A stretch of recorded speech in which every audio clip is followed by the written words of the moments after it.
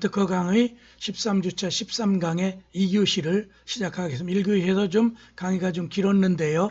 1교시에서는 특허 소송의 절차와 심리 범위의 제도 개선까지 설명해서 향후 특허 소송 절차를 개선해야 된다는 게 특허법 학계의 일치된 주장이죠. 제일 마지막에 8번 무제한서를 취한 대법원 판례를 보고 제 3장으로 넘어가겠어요. 2교시 강의.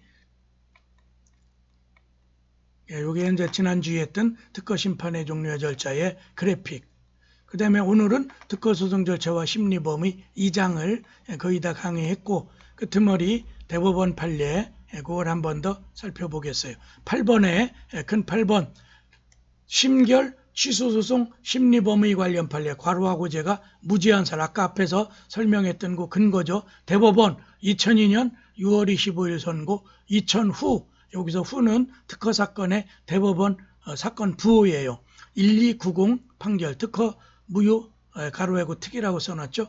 심판은 특허법원 심판에서의 행정 절차이며 심결은 행정 처분에 해당하고, 대법원이 이렇게 법리를 펴나가죠. 그에 대한 불복의 소송인 심결 취소 소송은 항고 소송에 해당하여, 그래 소의 법적 성질을 쐐기를 그 소송물은 심결의 실체적, 절차적 위법성의 여부라 할 것이므로 당사자는 심결에서 판단되지 않은 처분의 위법 사유도 심결 취소 소송 단계에서 주장, 입증할 수 있고, 심결 취소 소송의 법원은 특별한 사정이 없는 한 제한 없이, 무제한이죠, 이를 심리 판단하여 판결의 기초로 삼을 수 있는 것이며, 이와 같이 본다고 하여 심급의 이익을 해한다 하거나 당사자에게 예측하지 못한 불측의 손해를 보이는 것이 아니다. 이렇게 해서 무제한서를 취한 요 판례죠.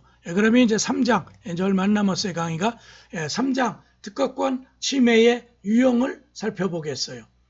큰 1번 1절 특허권 침해의 의의. 제3자가 특허권의 존속 중 정당한 권한 없이 타인의 특허 발명의 보호 범위에 속하는 발명을 계속적 영업적 행위로 업이라고 그러죠. 업으로서 실시할 때 특허권의 침해가 성립한다. 그래서 특허권 침해에 대한 개념을 정의해 드렸고요.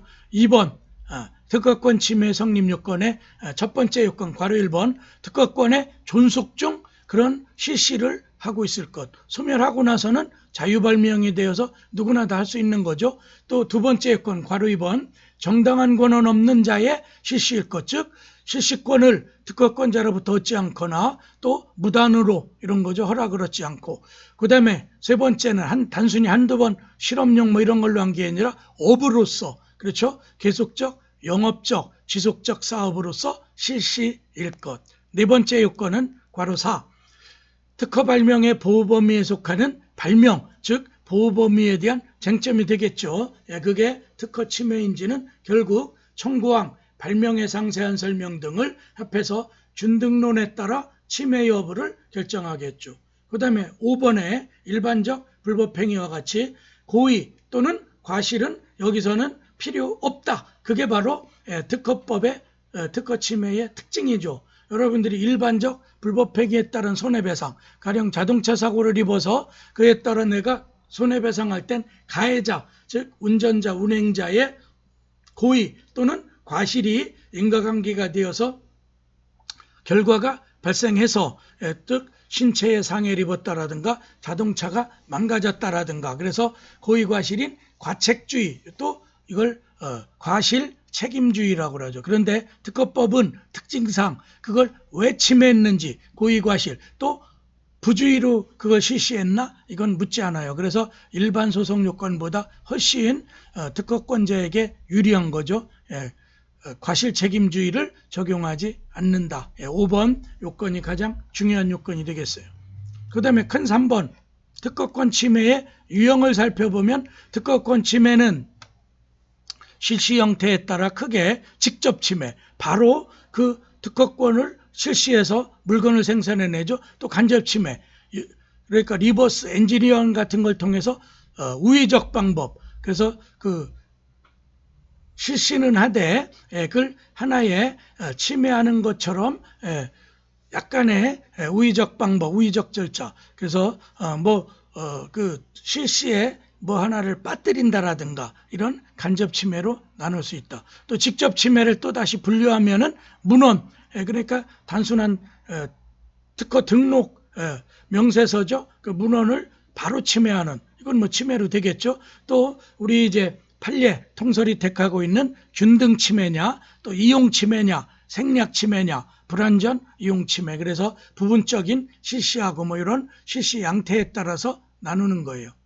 그 다음에 먼저 그런 가해 직접 침해, 문헌 침해, 확인 대상 발명이 특허 청구 범위에 기재된 구성요소 전부를 실시하는, 즉 문헌 침해인지 여부는 구성요소 완비의 원칙에 따라 판단한다. 그래서 명세서에 있는 걸 그대로 따라서 전체의 실시 내용이 되는 거죠. 그 다음에 괄호 2번에 균등 침해, 균등론이라 하면 침해 상대물의 구성요소 일부가 특허 발명에 대응되는 구성요소와 문헌상으로는 동일하지 않더라도 서로 등가 관계에 있다면 특허 침해에다가로 보는 걸 말하고, 그와 같은 침해 형태를 균등 침해, 그래서 균등론에서 설명했던 그 연장의 침해 모습이죠. 그 다음에 세 번째 이용 침해, 이용 발명이란 기본 발명 요소를 모두 그대로 가지고 있으면서 새로운 구성 요소 한두 개를 부과한 발명. 그래서 이용 발명 또한 선행 발명의 실시를 수반하기 때문에 선원 특허권자의 동의 없이는 이것도 넓은 의미의 특허 침해에 해당된다. 그 다음에 네 번째 생량 침해와 불완전 이용 침해를 한꺼번에 설명해 볼게요. 특허 발명의 구성 요소 가운데 비교적 중요성이 낮은 구성 요소를 생략하여 비슷한 효과를 가져오는 발명을 생략 발명이라며, 생략 발명에 일정한 구성 요소를 부과한 발명을 불완전 이용 발명, 뭐 하나만 살짝 추가하고 이른바 거기에 발 뻗기식으로, 그렇죠? 그런 걸 불완전 이용 침해라고 그러죠.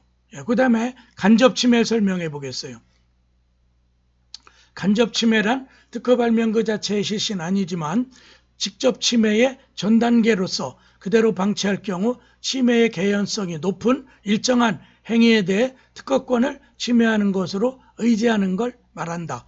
괄호 1번에 특허가 물건의 발명인 경우에는 그 물건의 생산에만 사용하는 물건을 생산, 양도, 대여 또는 수입하거나 그 물건의 양도 또는 대여 청약을 하는 그런 행위가 전형적인 간접 침해죠. 또 하나 모습을 보면 괄호 2번, 특허가 방법의 발명인 경우, 위에 건 물건의 발명이었죠. 그 방법에 실시하면 사용되는 물건을 생산, 양도, 대여 또는 수입하거나 그 물건의 양도 또는 대여의 청약을 하는 행위. 그래서 물건의 발명과 방법의 발명의 우의적 방법을 통해 결과물, 실질적으로는 실시의 결과를 나타낼 때 간접 침해라고 그래요.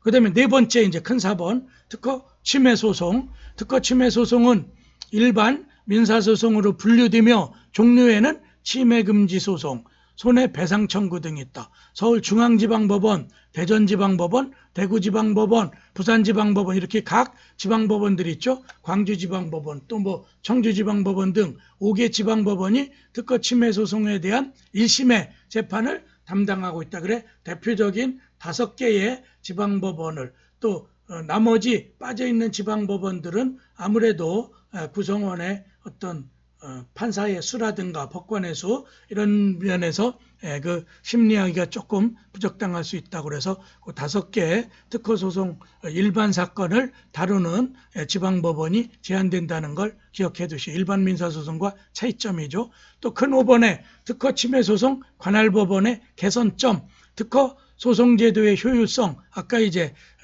특허소송의 개선점과 또 법원 실무적인 개선점을 또 제기하고 있는 거죠. 전문성 강화 필요에 관한 주제 발표. 성대법조는 뭐 정차호 교수 최근에 그 세미나를 했던 거죠. 현행 특허 관련 지식재산 사법제도의 가장 큰 문제점은 심결 취소소송 및 침해소송이 이원화되어 있다는 점과 침해소송 대리를 변호사가 독점하고 있다는 것이라고 지적했다. 그래서 좀 더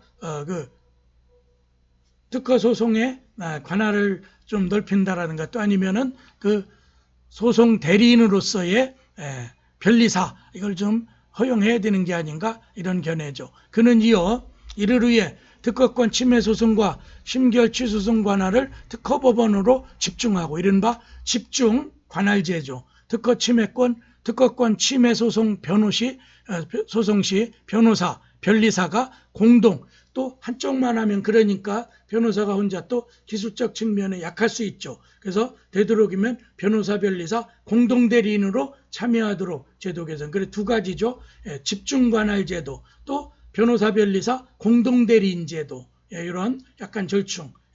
제가 볼 땐 그러지 말고 변호사든 변리사든 특허법적 지식이 많다면 다 변리사에게 소송 대리권을 확대해 주는 건데 변호사 측에서 하도 반대라니까 이렇게 공동소송. 그런데 오히려 이런 게 더 만일에 이런 제도가 채택된다면 심리 범위가 좁아질 수 있고 파트너를 찾는데 많은 문제가 생겨. 오히려 제 견해는 변리사에게 소송 대리권을 확대해서 일반 사건처럼 특허소에 관련되는 일반 사건은 변리사 그리고 나머지 사건들은 변호사들이 독점하니까 그렇죠. 이렇게 저의 견해는 그렇게 오히려 공동대리 제도는 저는 좀 타당하지 않다고 봐요. 또 마지막에 세미나에 그때 나왔던 대법원 한동수 판사는 대법원의 한동수 판사 대법관은 아니고 재판연구관 정도 되는 것 같죠. 침해소송이 본래 민사소송법의 규율을 적용받는 것이기에 변호사가 소송을 대리하는 것이 원칙이나 특허 관련 소송의 해당 기술에 대한 전문성을 확보해야 하는 만큼 변호사, 변리사 공동대리제를 이 사람도 뭐 긍정적으로 검토할 필요성이 있다. 아마 이제 여기는 이제 토론자로 나왔겠죠. 여기 이제 발표자는 정차호 교수가 했고 한동수 판사는 토론자로서 그 지지해주는 그런 공동 소송 대리인 제도 이런 거고. 여기까지가 오늘 강의. 2교시는 또 너무 짧네. 15분밖에 안 되네. 1교시를 너무 제가 길게 해서 1교시는 한 40분 내외 한 것 같아요. 어쨌든 이렇게 해서 13주차 13강의 강의를 다 마치고 여러분들에게 이제 마지막 14강은 예고했듯이 저작권법을 강의해서 여러분들이 이게 이제 넓게 보면 뭐 지식재산권에는 산업재산권인 특허, 실용신안, 의장, 디자인이죠. 또 그 다음에 상표 4개의 권리를 주로 하고 또 거기에 뭐 신지적재산권으로 여러 가지 생명공학 같은 제도 같은 게 좀 들어오긴 하고 또 그 다음에 문화재산권의 지식재산권 범주의 하나가 저작권이죠.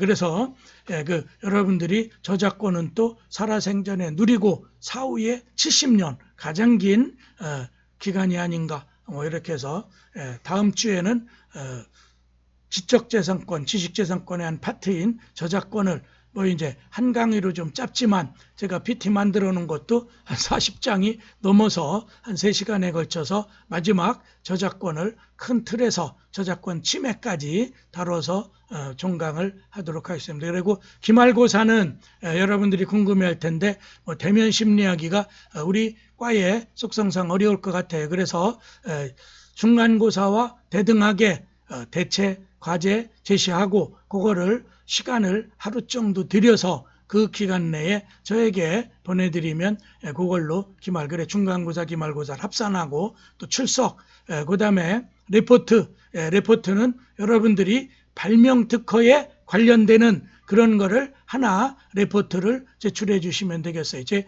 강의 범위 내에서 주제를 하나 잡아서 레포트를 하나씩 받겠어요. 그래서 출석 10점, 레포트 10점, 중간고사 40점, 또 기말고사 40점에서 100점 만점으로 학점을 드리겠습니다. 오늘 13주차 13강 강의를 다 마치겠습니다. 수고 많이 하셨습니다. 감사합니다.